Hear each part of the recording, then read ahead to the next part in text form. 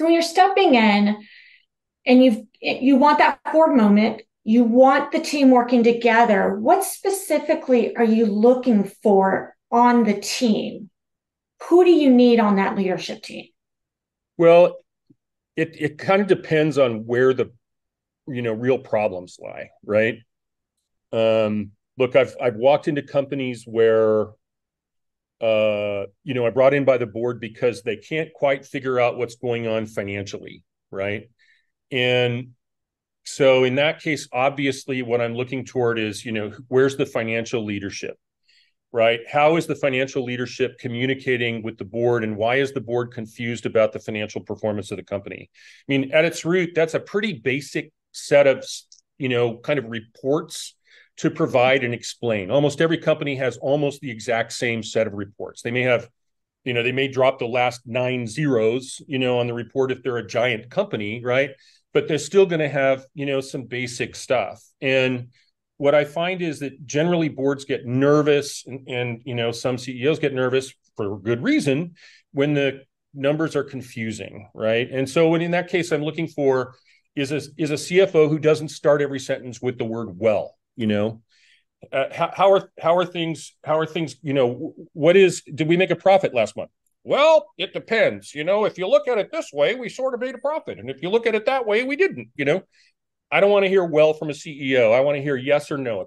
No equivocation, no nothing. I want like straight ahead financial answers. Done, right?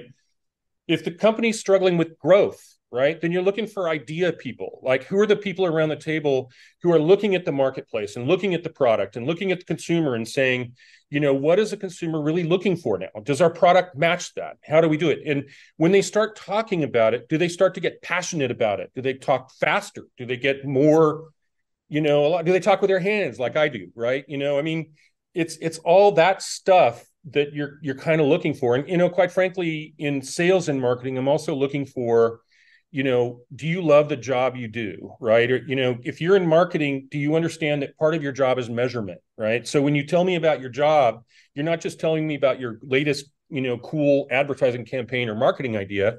You're telling me that, in the last 3 months, we had a, 20 percentage point improvement in customer satisfaction as measured by, this actual provable metric that I think makes some sense, right?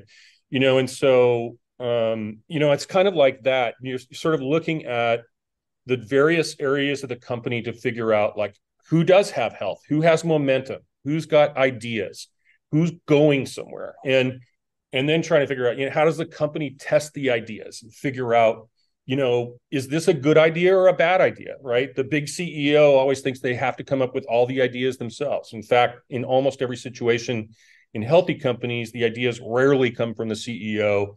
They come from all over an organization, and the CEO is basically grabbing that input, testing it against the marketplace and what they know about the business, and then making sure the business can move forward.